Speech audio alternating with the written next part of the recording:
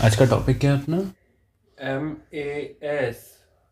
तो गाइस, अपना आज का टॉपिक है MAS and MAS stands for meconium aspiration syndrome. तो इसमें होता क्या है, बेसिकली आपका जब बेबी होता है, डिलीवर होता है वो, तो उसको ब्रीदिंग डिफ़िकल्टी होती है, इसलिए इसको ये एक रेस्पिरेटरी डिस्ट्रेस सिंड्रोम है। इसमें क्या होता है, जैसे ही वो डिलीवर होता है उसको ब्रीदिंग डिफ़िकल्टी होती है और उसमें अपन कुछ सिम्टम्स देख सकते हैं, जैसे कि उसको ब्रीदिंग डिफ़िकल्टी होगी, उसमें चेस्ट रिट्रैक्शंस होंगे, उसको साइनोसिस हो जाएगा और उसको बैरल शेप्ड चेस्ट मिलेगी। और जब आप उसको ऑस्कल्टेट करोगे, मतलब जब आप उसके चेस्ट पे स्टेथो लगाओगे, तो आपको फाइन क्रैकल्स दिखेंगे। और ये ब्रीदिंग डिफ़िकल्टी क्यों हो रही है, अब अपन उसका रीज़न देखते हैं। तो बेसिकली जब आपका बेबी वूम में होता है, आपका नहीं मतलब पेशेंट का बेबी वूम में होता है, तो वो थ्रू आउट द प्रेगनेंसी वो एमनियोटिक फ्लूइड से सराउंड होता है और वो कंटिन्यूसली एमनियोटिक फ्लूइड को स्वेलो कर रहा होता है। मतलब कि जब तक वो बेबी वूम में होता है, वो एमनियोटिक फ्लूइड को वो पीता रहता है, वो पेट में जाता है उसका एमनियोटिक फ्लूइड। अब यहाँ पे कैच ये है कि एमनियोटिक फ्लूइड बहुत कम अमाउंट में या फिर ना के बराबर अमाउंट में लंग्स में जाता है। लेकिन कुछ-कुछ कंडीशन में, जैसे कि फॉर एग्ज़ाम्पल आपका पोस्ट टर्म मतलब टर्म ज़्यादा हो गया है, मतलब बेसिकली आपका बेबी 42 वीक्स के ऊपर चला गया है उसका जेस्टेशन एज, और कॉर्ड कॉर्ड कंप्रेशन हो गई है, कि फॉर एग्ज़ाम्पल अम्बिलिकल कॉर्ड जो होती है उसमें कंप्रेशन हो गया, दैट लीड टू उसकी ऑक्सीजन जो सप्लाई है वो उतनी ही है, लेकिन उसकी ऑक्सीजन रिक्वायरमेंट बढ़ गई है। जैसा कि वो जो पोस्ट टर्म में भी बताया मैंने, उसकी ऑक्सीजन रिक्वायरमेंट बढ़ गई है, इसीलिए। और थर्ड रीज़न है प्लेसेंटल इनसफिशिएंसी, मतलब प्लेसेंटा में कुछ दिक्कत है, इसलिए उसको ऑक्सीजन प्रॉपर नहीं मिल पा रही है। इस केस में क्या होगा, baby will try to take oxygen from lungs, मतलब वो एयर के लिए गैस्प करेगा। जैसे कि मैं आपको करके बताऊं, ऐसे ही है ना, वो ऑक्सीजन खुद से लेने को ट्राई करेगा। अब क्योंकि उसके बाहर उसके सराउंडिंग एनवायरनमेंट में ऑक्सीजन तो है नहीं, फ्लूइड है पूरा, तो उसमें क्या होता है, जो फ्लूइड होता है वो फिर उसके लंग्स में चला जाता है।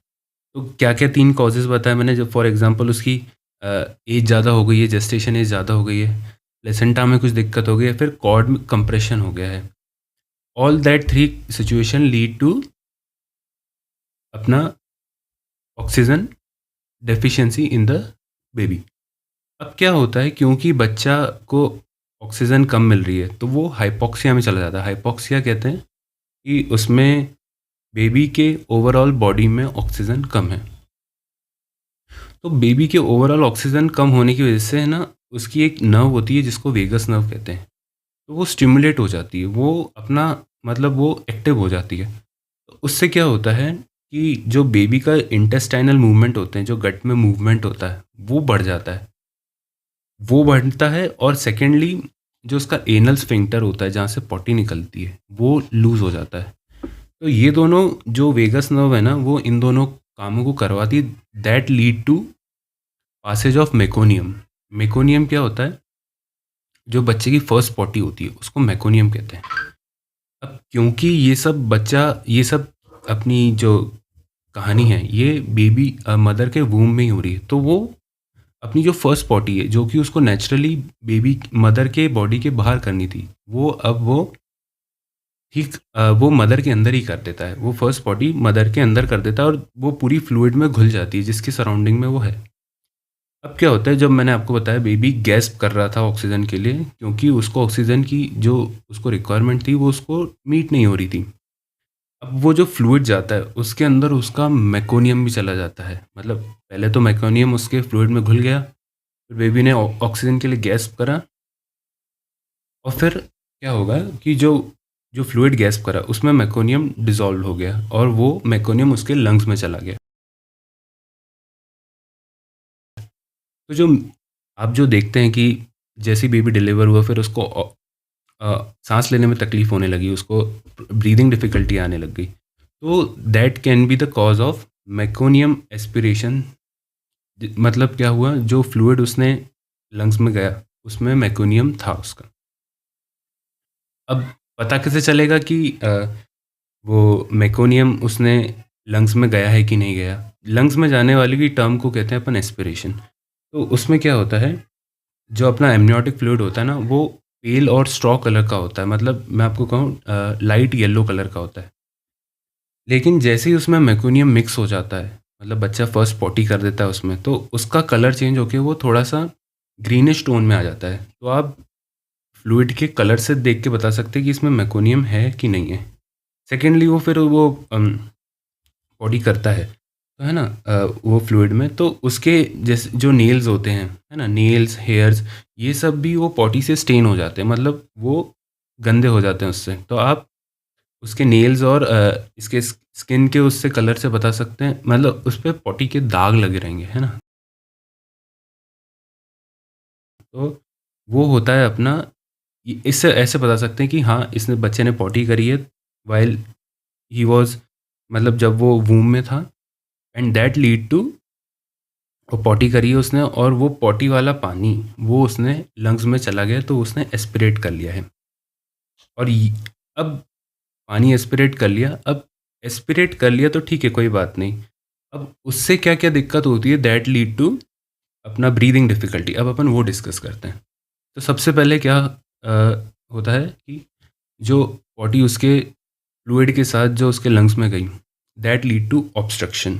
ऑब्स्ट्रक्शन कैसे होगा, जैसे ही अपन कभी इंस्पायर करते हैं, तो अपना जो विंड पाइप है वो थोड़ा डायलेट होता है, एयर अंदर जाती है, और जब अपन एक्सपायर करते हैं तो वो नॉर्मल शेप में आ जाता है और एयर बाहर चली जाती है। अब क्या होता है, अब जैसे ही मैंने इंस्पायर करा तो मेरा विंड पाइप थोड़ा डायलेट हो गया है, मैं ऐसा ऐसे दिखाऊँ, विंड पाइप थोड़ा डायलेट हो गया, और अब इसमें वो मेकोनियम वाला फ्लूइड अंदर चला गया। फॉर एग्जांपल ये वो मेकोनियम था, ये अंदर चला गया। जैसे ही वो डायलेट हुआ, थोड़ा ऐसे इससे बताता हूँ, जैसे ही वो इसमें जगह इतनी थी, पहले ये नहीं जा पा रहा था, ये मैं लिया है ना। अब फॉर एग्जांपल उसका विंड पाइप की विड जो ब्रॉडनेस थी वो इतनी थी, है ना, तो पहले तो मेकोनियम इसमें जा नहीं पा रहा था, लेकिन जैसे ही उसने इनहेल करा तो विंड पाइप थोड़ा और स्ट्रेच हुआ, तो इसमें मेकोनियम चल घुस गया ऐसे अंदर। अब जब बच्चा एक्सपायर करने की कोशिश करेगा, है ना, तो ये निकलेगा नहीं फिर, और जो एयर होगी ना वो अंदर ही ट्रैप होती रह जाएगी। तो जो एयर ट्रैप होती चली जाएगी, दैट लीड टू न्यूमोथोरेक्स, मतलब जो बेबी के ओपन को सिम्टम दिख रहा था बैरल चेस्ट, उसमें क्या होता है, उसके लंग्स में हवा फंसती चली जाती है, तो वो एक बैरल शेप का हो जाता है। सेकंड इसका मैकेनिज्म है, दैट इज़ न्यूमोनाइटिस। जैसे जो मेकोनियम अपना अंदर गया लंग्स में, वो क्या करेगा, वो एल्वियोलाई में इरिटेशन करा देगा।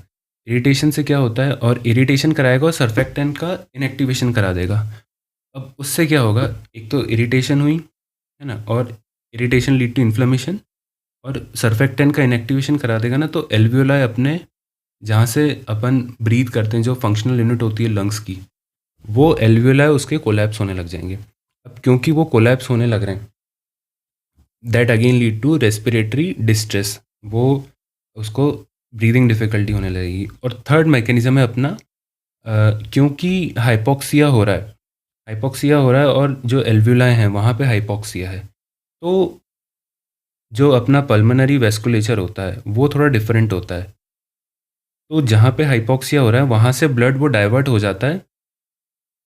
क्यों? क्योंकि जो वेसल्स होती हैं वो फिर वो कॉन्स्ट्रिक्ट कर लेती हैं। लेकिन मैं आपको बताऊँ, नॉर्मल बॉडी में क्या होता है, फॉर एग्जांपल एक कोई टिश्यू है जहाँ पे ब्लड नहीं जा पा रहा है, तो वहाँ की वेसल्स डायलेट होती हैं, लेकिन लंग्स में इसका अपोजिट होता है। अगर उस रीजन पे, लंग्स के किसी एक पर्टिकुलर रीजन पे ऑक्सीजन नहीं पहुँच रही, तो वहाँ का ब्लड सप्लाई और कम हो जाता है। और कम क्यों होता है, ताकि जो दूसरे रीजन है जहाँ पे अच्छा ब्लड सप्लाई है, वहाँ पे ऑक्सीजन डिफ्यूज़ हो, वहाँ से अपने को ऑक्सीजन मिल जाए, वो फिर बॉडी में ट्रांसफ़र, बॉडी को मीटअप हो जाए रिक्वायरमेंट। तो ऐसे क्या होता है कि पल्मोनरी जो प्रेशर है, वेसल्स का प्रेशर है, वो और बढ़ जाता है। तो इससे बढ़ने से क्या हो, जब जो नया नया बेबी है, मतलब बेसिकली अपना पल्मोनरी वेसल्स का प्रेशर बढ़ गया, तो फिर जो शंटिंग होने लग जाती है, मतलब हार्ट में ब्लड राइट साइड से लेफ्ट साइड मूव होने लग जाता है। तो वो, that is the third cause of respiratory distress. In meconium aspiration. अब लास्ट अपन आ जाए इसका डायग्नोसिस कैसे करेंगे। डायग्नोसिस बेसिकली इसका क्लिनिकल वेज में करते हैं अपन, जैसे आपको मैंने बताया उसके नेल्स और स्किन पे आपको मेकोनियम की स्टेनिंग मिल जाएगी। उसको सिम्टम्स जैसे क्लिनिकल सिम्टम्स मैंने बताया कि अपन उसको ब्रीदिंग डिफ़िकल्टी होगी, साइनोसिस होगा। और एक कन्फर्मेटरी अपन कैसे करेंगे कि उसके गले में अपन एक ट्यूब डालेंगे जिसमें कैमरा होता है, उसको ईटी ट्यूब कहते हैं। तो अगर उस कैमरे में अपने को मेकोनियम दिख गया तो वो उससे कंफर्म हो जाएगा कि हाँ इस बेबी को मेकोनियम एस्पिरेशन सिंड्रोम है। फिर अब हम इसका मैनेजमेंट कैसे करेंगे। मैनेजमेंट इसका सबसे पहले, क्योंकि उसको ब्रीदिंग डिफ़िकल्टी थी तो उसको सीपैप देंगे अपन। सीपैप और मैकेनिकल वेंटिलेशन या फिर HFOV, that is high frequency oscillatory ventilation. ये 3 बेसिकली क्या हैं, अपने मैकेनिकल वेंटिलेशन के ही माइल्ड, मॉडरेट और सीवियर डिजीज़ में काम आते हैं। सेकेंडली अपन उसको सर्फेक्टेंट एनालॉग दे देंगे। जो अपना सर्फेक्टेंट इनएक्टिवेट हो रहा था, है ना, उसी का सिंथेटिक सर्फेक्टेंट दे देंगे। तो जो अपना एल्वियोलाई कोलैप्स हो रहे थे सर्फेक्टेंट इनएक्टिवेशन की वजह से, वो फिर अपना एक मेजर काम था वो सॉर्ट आउट हो जाएगा। लास्टली अपन, क्योंकि वो मेकोनियम है तो और वो इरिटेशन करा रहा है और that can lead to infection as well, तो अपन एक एंटीबायोटिक्स भी दे देंगे, है ना। और एट द एंड अपने को, क्योंकि पल्मोनरी वेसल्स अपनी कंस्ट्रिक्ट हो रही थी, that lead to PPHN, persistent pulmonary hypertension in newborn, उसको काउंटर करने के लिए अपन इनहेल्ड नाइट्रिक ऑक्साइड दे देंगे। नाइट्रिक ऑक्साइड वेसल डायलेटर है। तो ऐसे ही अपन ने फिर इसका, ठीक है, मैनेजमेंट हो गया अपना। और एट दी एंड अपन फिर एक बार मैं आपको पूरा समराइज़ कर दूं कि कॉजेज़ कर लिए अपन ने, और उसके कॉजेज़, उसके क्या मैकेनिज़्म हैं, क्लिनिकल फीचर्स क्या है, कैसे डायग्नोसिस करेंगे, और एट दी एंड उसका मैनेजमेंट। तो गाइज़ आपको ये समझ आया हो तो आप लाइक ज़रूर करिएगा, शेयर ज़रूर करिएगा, और इसको लोगों के साथ शेयर, अरे यार, सब्सक्राइब ज़रूर कर दीजिएगा। मिलते हैं आपसे नेक्स्ट वीडियो में।